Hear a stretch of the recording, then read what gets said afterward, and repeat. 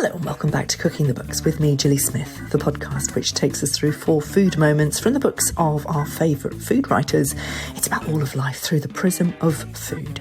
And this week we're off to the stunning Welbeck country estate in the heart of Nottinghamshire, to the School of Artisan Food, to meet head baker Kevan Roberts, whose book, Baking Sourdough, takes us on a sensory journey to the roots of traditional bread making. Baking is built into our DNA. We have been baking for thousands of years, and it is a primeval yearning. I baked with him on a press trip to the school last month, where they're preparing for this year's summer school. I asked him what the students who come from all over the world can expect to find. I guess, first of all, the setting that it's in. It's in the grounds of the Welbeck estate, that's surrounded by absolutely gorgeous buildings. It's got a fabulous history that goes way back a few hundred years. It's not open to the public, so I guess you could drive past and not even know it's there. But once you get in, it's the perfect setting for learning, I guess. I mean, as soon as I went to the school to go and have a look around before I took the job, I just thought this must be the most amazing place for learning. It's just such a calm environment. It's more than that as well, isn't it? Alison Swan Parente, who owns the School of Artisan Food, she's one of our thought leaders, isn't she, in why we need to really engage with artisan baking, what it's all about. It's not just for posh people who want to take some time out and learn to cook. It's much more than that. It's about really understanding the role of artisan baking and cooking in our culture. Can you just explain what that ethos is? Well, I guess the ethos really is, and you're correct, this really is the brainchild of Alison. And it was a direct result of skills that we were kind of losing, really. These bakery and butchery and cheese making skills. And Alison didn't want to see them go. As far as I'm concerned, I teach the bakery diplomas. It's really about looking at some of these old ways, such as using pre-ferments, adding fermentation into the breads to make not only a flavoursome bread, but a bread that was just good for you, just opposed to the supermarket kind of lesser cousins, I guess. So it was really kind of trying to get away from what they call a Chorley wood method, which speeds up bread, takes away the fermentation process, and nutrition. I mean, what I saw on the press trip, and I was only there for a night and a day, was a real celebration of the old ways, the sort of the traditional ways. And you do talk about that a lot in your book, and we'll go through your 4 food moments in a minute. I mean, what we saw when we were coming into the school through the courtyard was Sally Ann Hunt, your barbecue expert, setting up a series of beautiful old fire pits with a venison haunch freshly culled from the estate for our lunch. And it is that sort of immediate impact of, whoa, this is about food as it used to be, as it should be, as it will be again. And there's some kind of primal kind of thing that happens where we just feel so connected, and it feels so good. What is that about? You're right. It does feel as if you're going back in time. And I think that's a good thing. We've kind of lost our way a little bit with food, with baking. We all have lovely memories baking with grandmother, with mum, and I think food is it's a time capsule of memories that you can tap into, and I think even for people that don't really bake that much, I find that when they come and they do a few classes with us, it kind of does inspire them to be able to go do that at home and teach their children. And in turn, they're actually teaching their grandchildren as well? I think it's about fun. I think it's about getting your hands dirty, getting your hands into the dough. There's something incredibly comforting about that. And I think that there is a communal yearning and a sigh when we tap back into something that we've lost.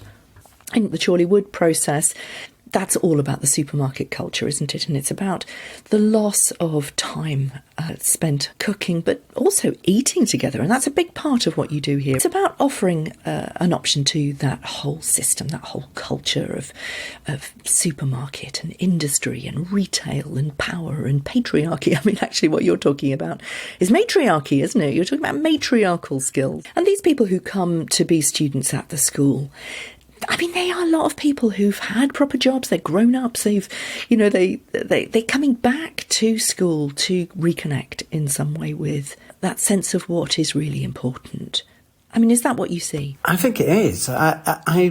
Every year when we start a new cohort of for the advanced diploma, and these come from varying age groups and social standing. We can have someone that, as we did last year, that is a doctor down in London.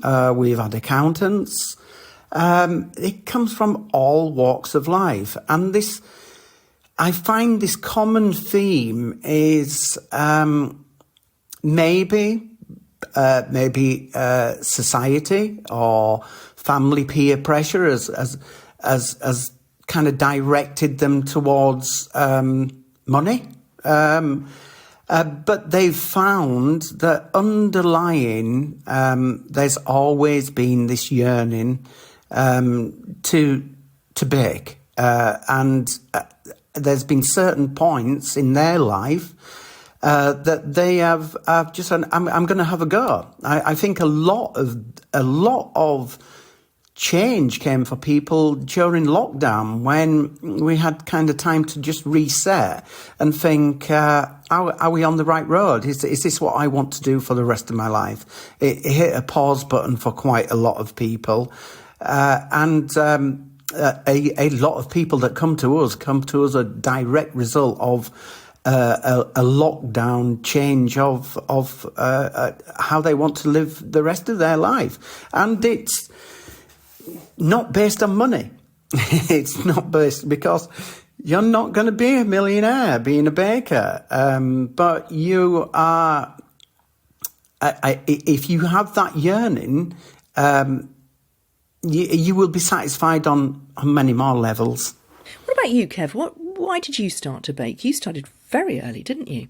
Yeah, I guess my first paid job was, I must have been about 10 years old. I come from a small village in Yorkshire, and we had local fairs, fetes, where you would have gardening competitions, the largest onions and turnips, and you would also have stalls where you could enter competitions for the classic Victoria sponge and bread.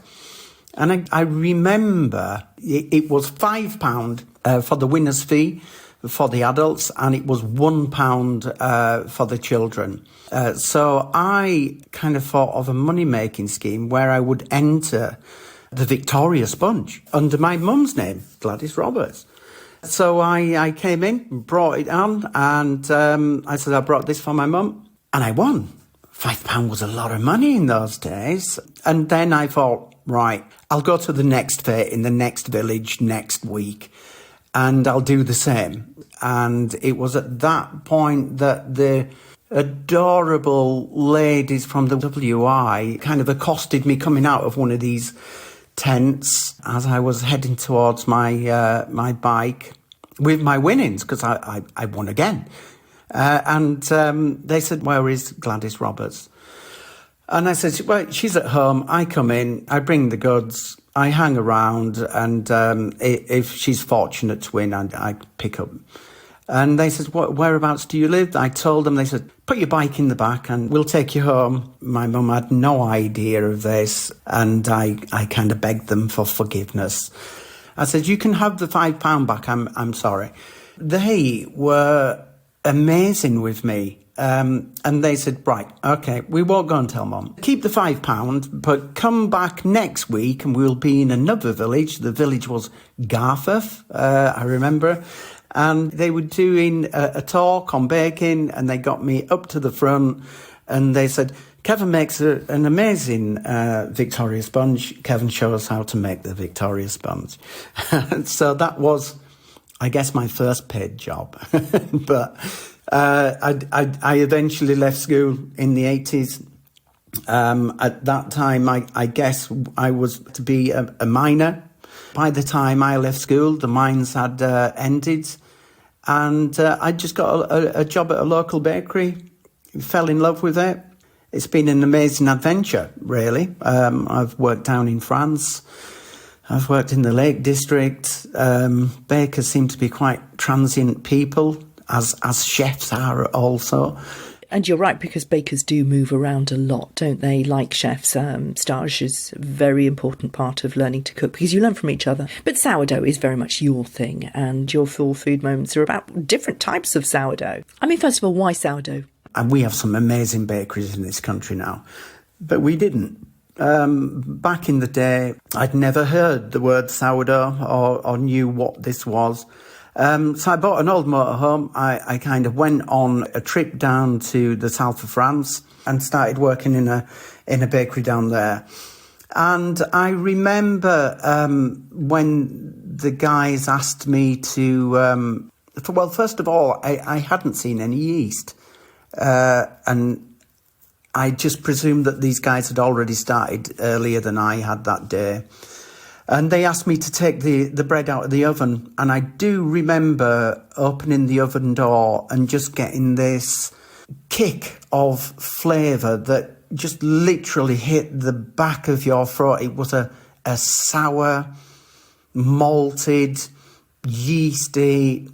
I'd never experienced this. And I remember turning around to two old guys there and going, what is this? And they didn't call it sourdough. It was just called bread. And I remember we always made time to kind of cut open a loaf and have some lovely salted butter there. And I'd never tasted anything like this. They then kind of introduced me to their sourdough starter that I had no idea. And from that day, when they explained that it was literally Mother Nature that helped bakers, I just fell in love with the whole process and the flavour. Explain what you mean by Mother Nature. I mean, yeast is literally in the air around us, isn't it? It is. And isn't it quite fascinating? It is. The wild yeast is kind of all around us. It's already on our hands. It's on every cup that we touch. A visual representation of wild yeast is if you see red grapes and you see the cloudy film that's around this, that is the wild yeast. It's trying to get to the sugar content. Once you kind of add water and flour, there's a process that happens where there's a combination of lactic and acetic acids. They kind of break down the starches, and the wild yeast starts feeding from the natural sugars that are within flour. Of course, you have to kind of start off with and build your sourdough starter so it's nice and active first. And that really does produce the yeast that produces the CO2 that proves your bread up. It's a longer process, but it's far better for it. Let's talk about your first food moment, your best-selling loaf, the brie and spring onion. That was a total accident. I used to have my bakery, Time Bakery in Wakefield. We'd only just kind of opened the bakery. It was all hands to the pump. I was working crazy hours. I remember it was 2:00 in the morning. I'd gone way too far without having any food. And I looked in the fridge. We made sandwiches through the day in the bakery, and there was just slim pickings. There was an old spring onion, kind of down the back of the fridge and a small chunk of brie. And I had an old baguette. I tried this. It was the only thing. And I don't know if this was just total and utter hunger, but it was the best thing I'd ever tasted. And I thought, what a flavour combination that was. So the next day I started working on developing the spring onion brie, and it became our best seller, and we bake it in the classes as well. Visually speaking, it looks amazing because we try to get the largest spring onions we can, and we put this in the bottom of the basket. The dough goes on the top. When we turn it out ready for baking, you have this big succulent spring onion that's fanned out across the bread, and that kind of caramelizes in the oven. It's an amazing bread. I love it. And everyone loves cheese and onion. You can't go wrong there. Your second food moment shows actually what you can do. You can do anything with a sourdough once you've learned how to do it. Just putting a lot of seeds in this one seemed to attract the attention of somebody rather interesting. Do tell. Well, everybody wanted to bake sourdough during lockdown. I was on furlough at the time, so I started to do Instagram lives there, and it was phenomenal. I did a demonstration of the 8-seeded sourdough, and I noticed that I'd been tagged in a photograph of my book with the loaf in someone's kitchen, and I thought, oh, that looks amazing. So I did comment, and it was a lovely lady called Shane Spall. And on investigating, I don't want to say stalking, but on investigating, I saw her husband, Timothy Spall, which kind of took me back to my childhood, where me and Mum used to watch Alfieda's Pet. She was never interested in what I did baking. As soon as I said that Timothy Spall's favourite bread was mine, she was over the moon.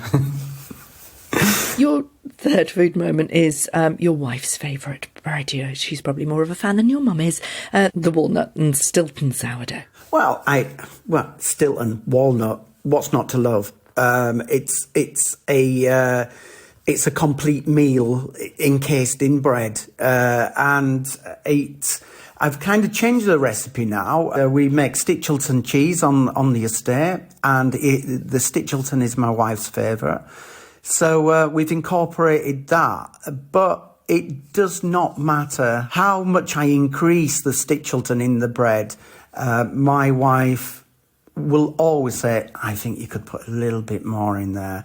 But because it's such a soft cheese, what I do is I cut this into chunks, then I freeze the chunks, and then when I've made the dough, I put the cheese in there. As it bakes, it just bakes in a big chunk and just kind of oozes into the crumb structure. It's an amazing bread. You could just do anything with a sourdough, can't you? I mean, your last food moment is the story of your wild garlic rolls. I was trying to do a design bread and a flavour bread, and this was a wild garlic. Took the leaves, chopped those down, used those as an inclusion, and then the small little flour that lasts just a week or so, the white flour, which is edible. I just prick the top of the roll and insert this flour to make it look spectacular. My wife decided she'd come along and take a photograph of this. This went onto social media.